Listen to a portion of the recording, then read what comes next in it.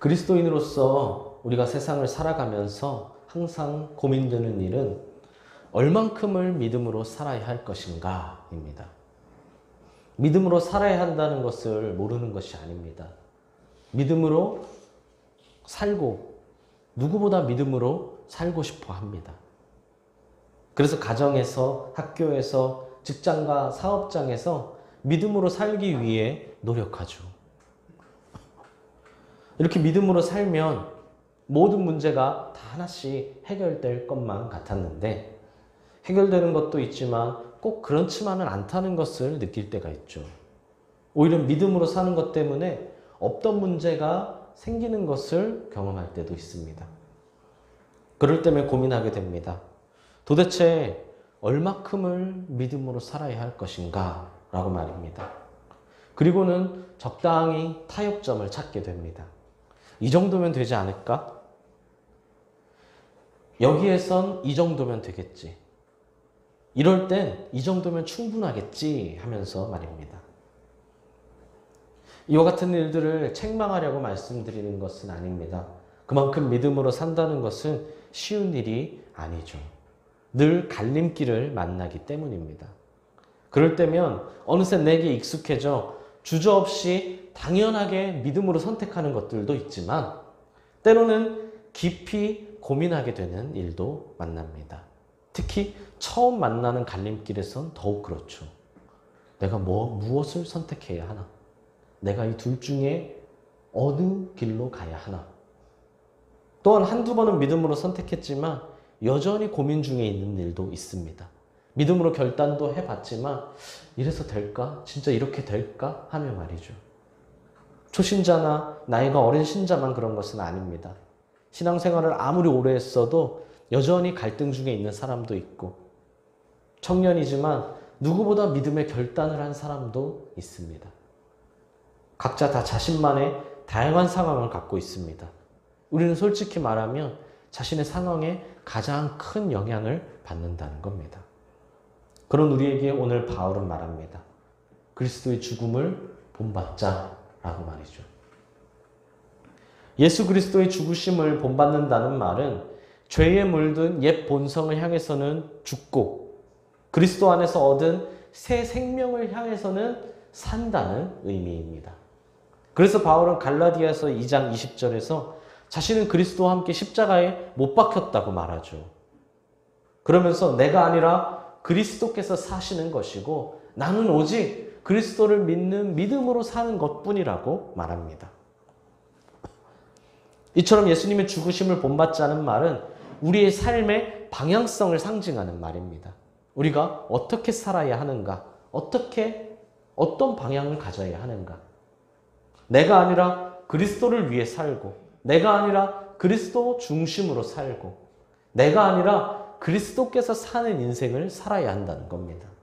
그러나 이 말이 단지 상징으로만 끝나는 것은 아닙니다. 바울의 삶은 그의 고백 그대로 실제로 십자가를 짊어진 삶이었습니다. 복음을 증거하기 위해 매를 맞고 줄이고 목마르며 추위와 헐벗음을 겪었습니다. 솔직히 이런 고난과 핍박 속에서 어떻게 고민하고 갈등하지 않을 수 있겠습니까? 우리가 인생에서 어려움을 만날 때 고민하고 갈등하는 것은 갈림길에서 내가 믿음으로 선택해야 되나? 아니면 이 세상을 선택해야 되나? 하는 이 고민은 어쩌면 당연한 것이라는 겁니다. 그러나 바울은 그럴수록 예수님의 죽으심을 본받아 예수님과 연합한 사람이 되고자 했습니다. 그래서 바울은 그리스도와 그 부활의 권능과 그 고난의 참여함을 알기 원한다고 말합니다. 여기서 알기 원한다는 말은 지식으로 배워 머리로 아는 것을 말하는 것이 아니라 거기서 더 나아가 머리로 알 뿐만 아니라 자신이 직접 체험하고 이해해서 알길 원한다는 매우 적극적인 의미를 갖고 있습니다. 바울은 예수 그리스도를 머리로 아는 지식으로 그치는 것이 아니라 자신의 삶을 동행하고 삶을 통해 알아가고 변화되는 인격적인 만남을 원했다는 겁니다. 그리고 이를 위해서라면 자신은 어떤 고난에도 동참할 수 있다는, 내가 어떤 고난에도 동참하겠고 어떤 고난도 이겨내겠다는 믿음과 각오가 있었습니다. 우리가 여기서 놓치지 말아야 할 것은 믿음은 단순히 지식적인 알미 아니라는 겁니다. 예수 그리스도의 부활의 권능을 이해하고 그리스도의 고난에까지 직접 동참하는 체험적인 신앙을 갖는 것이 바로 믿음이라는 것을 명심해야 합니다. 체험적인 신앙을 가질 때 우린 비로소 예수 그리스도를 안다라고 말할 수 있다는 거죠. 단지 위인전처럼 우리가 이순신의 일대기를 다 알고 세종대왕의 일대기를 다 알고 심지어 외국의 위인, 에디슨, 헬렌 켈러 등등 외국의 위인전까지 그이들의 일대기를 알고 있다고 해서 그들을 아는 것이 아닌 것처럼 예수님의 일대기를 좀 알고 있다고 해서 예수님을 알고 있는 것이 아니라는 겁니다. 바르게 배울 뿐만 아니라 삶으로 그리스도의 고난에 동참하는 자만이 참 예수를 안다라고 말할 수 있다는 겁니다. 이런 바울이 원하는 것은 어떻게 해서든지 죽은 자 가운데서 부활하는 것이었습니다. 좀 더 쉽게 말하면 어떻게 해서든 부활하기를, 어떻게 해서든 구원받기를 원했다는 것이죠. 어떻게 해서든 구원받기를 원했다 이 말을 할 때 우린 빌립보서 2장을 떠올려야 합니다. 우리가 2장에서 뭐라고 했습니까? 바울은 빌립보 성도들에게 구원을 이루라 라고 했죠. 구원을 이루는 것이 뭐라고 했죠? 빌립보 성도들이 아직 구원받지 못했기 때문에 구원을 이루라 라는 것인가요? 그럼 본문의 바울도 아직 구원받지 못했기 때문에 나도 구원받기를 원한다 라고 말하는 건가요? 아니라고 했습니다. 이미 구원받았지만 구원받은 자로서 이뤄야 할 것이 있다고 했습니다. 구원받은 교회답게, 구원받은 성도답게 변함없이 철저히 순종해야 한다는 거죠. 그래서 바울은 12절에서 이미 얻은 것도 아니고 온전히 이루었다는 것도 아니라고 합니다. 바울은 다메섹 도상에서 예수님을 만난 이후에 회개한 후에 완전히 새 사람이 되었습니다. 그리스도를 알게 되었고 영혼의 구원을 이미 받았습니다. 그러나 그때 바울은 그리스도를 온전히 자신의 것으로는 만들지 못했다고 말합니다.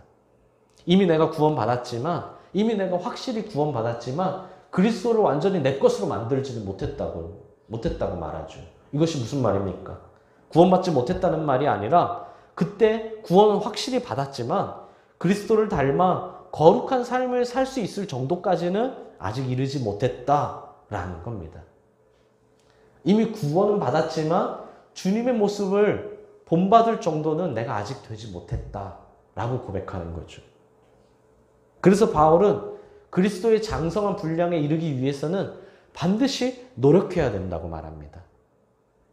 그래서 자신도 그리스도를 닮아 거룩한 삶을 살 수 있도록 달려가고 있다고 말하죠.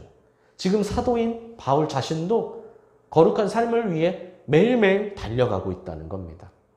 육상 경기에서 선수가 결승점을 향해 온 힘을 다해 뛰는 것처럼 그리스도인은 그리스도를 닮기 위해 자신의 평생을 전력 질주해서 앞으로 달려가야 한다는 겁니다.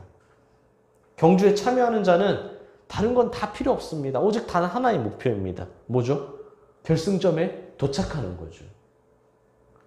우리 자전거로 국토 대장정을 한 청년도 있지만 그거의 목표는 뭡니까? 빨리 도착하고 늦게 도착할 수도 있겠지만 목표는 완주죠. 그리고 하루도 쉬지 않고 조금씩 나아가는 겁니다.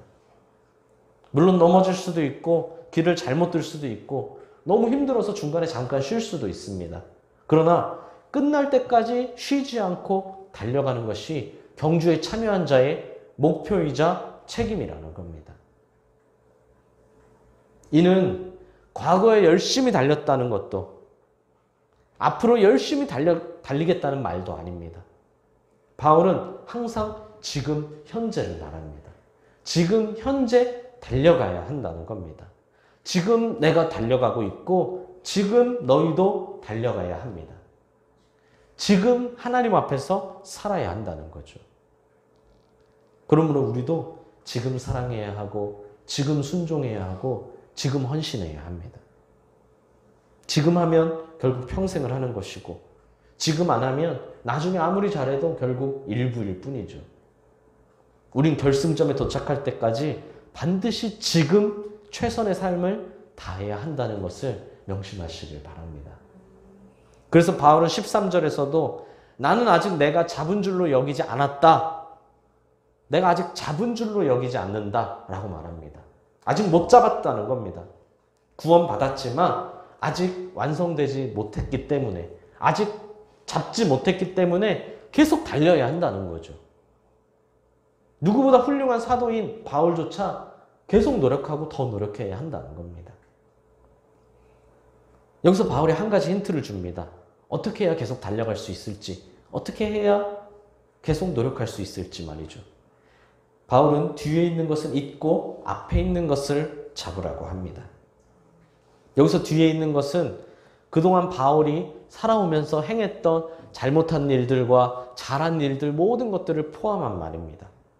과거에 자신이 율법으로 의롭게 되려고 노력했었던 것, 그리고 교회를 누구보다 열심히 핍박했었던 것, 이런 잘못된 일들은 물론이고 사도로서 소명을 받은 이후에 오직 복음 전파를 위해 자신의 목숨까지도 내걸고 내가 아니라 그리스도 중심으로 살아온 모든 것들을 포함해서 다 잊으라는 것입니다.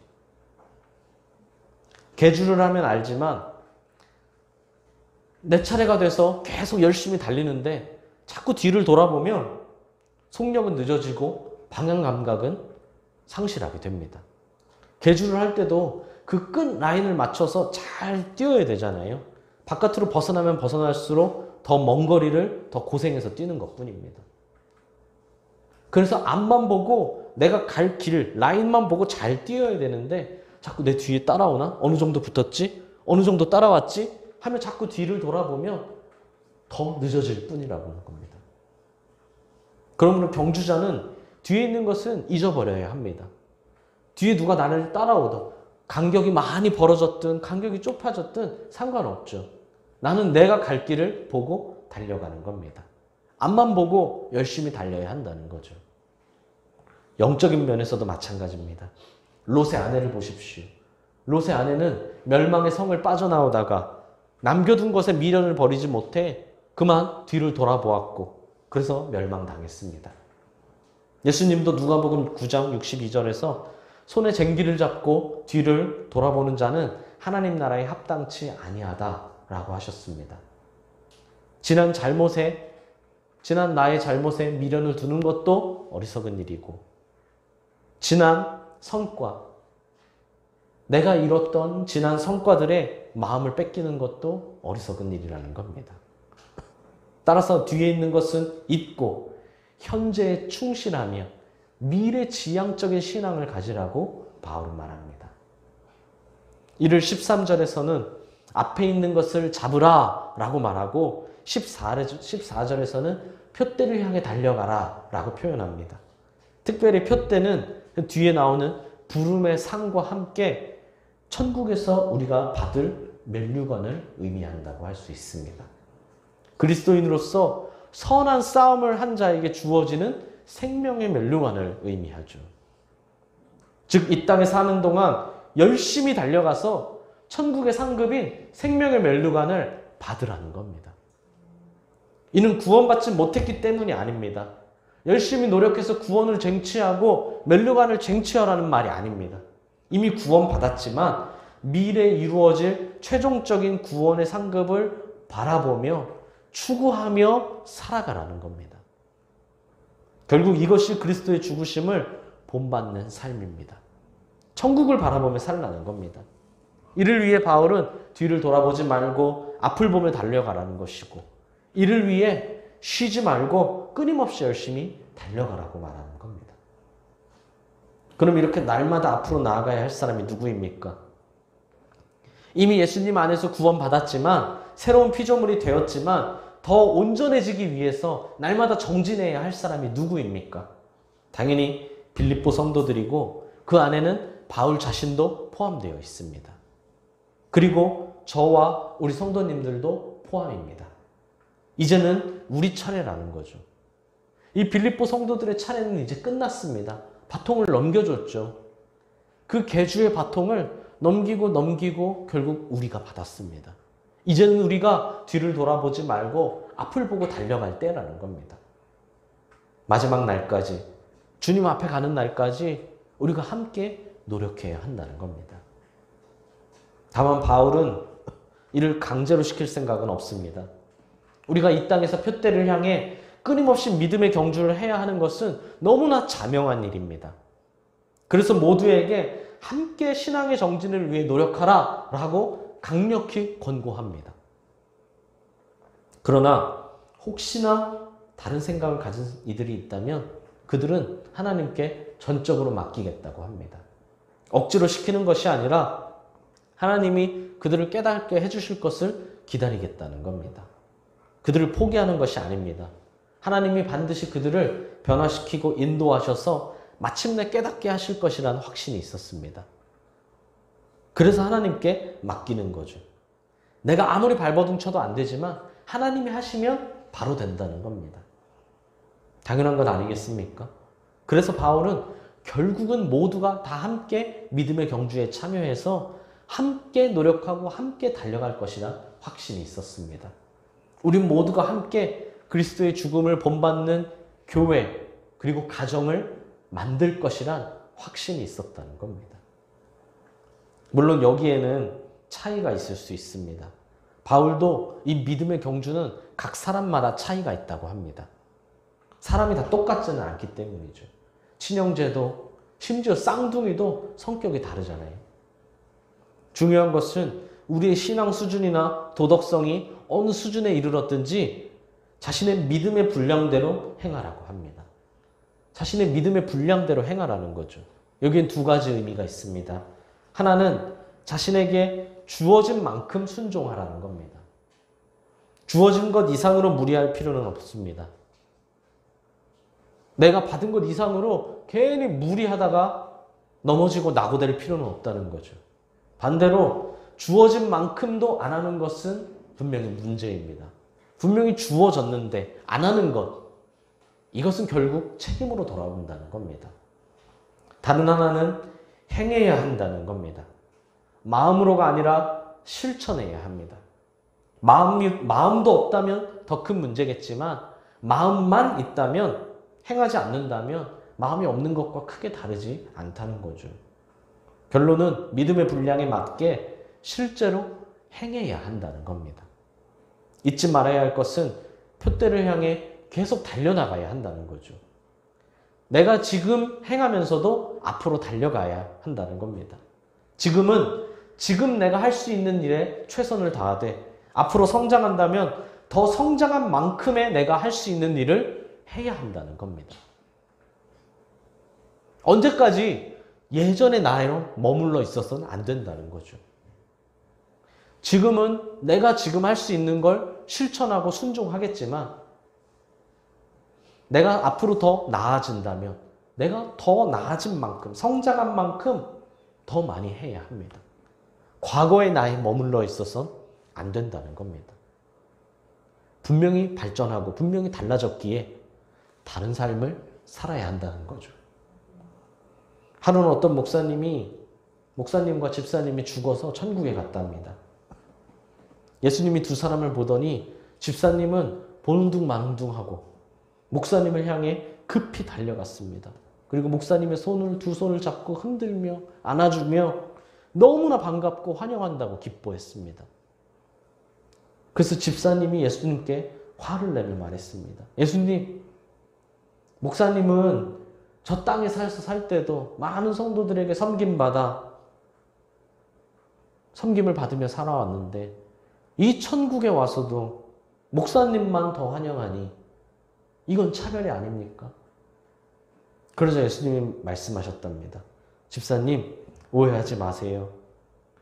요즘 천국을 보면 집사들이 하도 많이 와서 집사는 별로 희소 가치가 없는데 목사는 너무 희귀해서 오랜만에 목사가 온 걸 보니 내가 너무 반가워서 그랬어.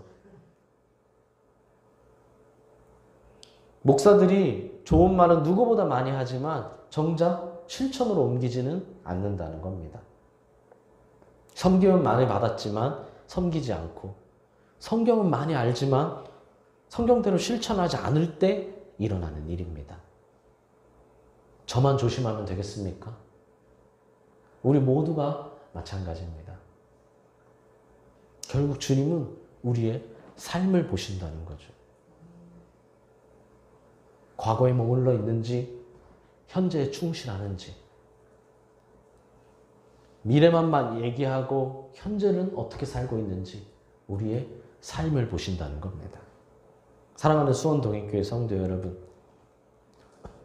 오늘 바울이 우리에게 꼭 전하고자 하는 것은 우리는 완전에 이른 자가 아니라 완전을 향해 달려가고 있는 자라는 겁니다. 그러므로 마지막 날까지 끝까지 주님을 닮아가는 우리가 되라고 합니다. 그럼 처음으로 돌아가 도대체 얼마큼을 믿음으로 살아야 할 것인가, 이걸 생각해 봐야 합니다. 해답을 얻으셨습니까? 얼마큼을 믿음으로 살아야 합니까? 바울은 우리에게 각자 다른 답을 줍니다. 각자 현재 믿음의 분량만큼 믿음으로 행하라는 겁니다. 하나님이 내게 허락해 주신 만큼, 내가 하나님의 복과 은혜를 받았고 그리고 누리고 있는 만큼, 내가 이룬 믿음의 분량만큼 행함으로 실천하라고 합니다. 그럼에도 목사님, 전 그게 대체 얼마만큼인지를 모르겠습니다. 그냥 차라리 목사님이 정해주세요 라고 할 수도 있지만 우리는 이미 잘 알고 있습니다. 내가 어떤 은혜를 받았는지, 내가 어떤 은혜를 받고 누렸는지는 사실 하나님을 빼면 나보다 잘 알고 있는 사람이 누가 있겠습니까? 내가 이만큼, 얼만큼 은혜를 받았는지 하나님을 빼고 나면 내가 제일 잘 알고 있다는 거죠. 사람은 속일 수 있지만 하나님은 속일 수 없다는 것을 늘 명심해야 합니다. 하나님은 많이 허락해 주신 만큼 더 많은 것을 기대하십니다. 너무나 당연한 이치입니다. 더 많은 것을 기대하시고 더 많이 허락해 주신 것이기 때문이죠. 그러므로 오늘 우린 두 가지를 명심해야 합니다. 첫째, 나의 믿음의 분량만큼 행하는 사람이 되어야 합니다. 주님이 주신 달란트를 땅에 묻어두지 마십시오. 그럼 결국 가지고 있는 것마저 빼앗기게 됩니다. 달란트를 땅에 묻어두면 결국 그것마저 다 빼앗기게 된다는 거죠. 그리고 자꾸 땅에 쌓아두려 하지 마십시오. 더 이상 행하기를 미루지 마십시오. 지금 행하지 않으면 의미가 없다고 했습니다. 이전에 행한 것들과 내일 행할 것은 아무 의미가 없습니다. 바울은 지금 본받으라고 했습니다. 과거에 달려간 것, 미래에 달려갈 것이 아니라 지금 최선을 향해 달려야 한다는 겁니다. 둘째는 믿음의 성장을 위해 부단히 노력해야 합니다. 표대를 향해 달려가야 한다는 거죠. 고이고 정체된 것은 무엇이든 썩을 수밖에 없습니다. 흘러가야 합니다. 나아가야 합니다. 앞으로 나아가지 않는 것은 만족이 아니라 현실에 안주하는 것이죠. 내가 온전하다고 여기는 것과 온전을 향해 어마어마한 차이입니다. 위대한 사도인 바울도 그리스도를 닮기 위하여 끝까지 달려갔다는 것을 우리는 잊지 말아야 합니다. 사랑하는 수원동행교회 성도 여러분, 세상에서 승리하는 방법에는 여러 가지가 있습니다. 그리스도인이 아닌 사람이 승리하는 방법이 있습니다. 그리스도인이 아닌 사람이, 사실 저는 그건 잘 모릅니다.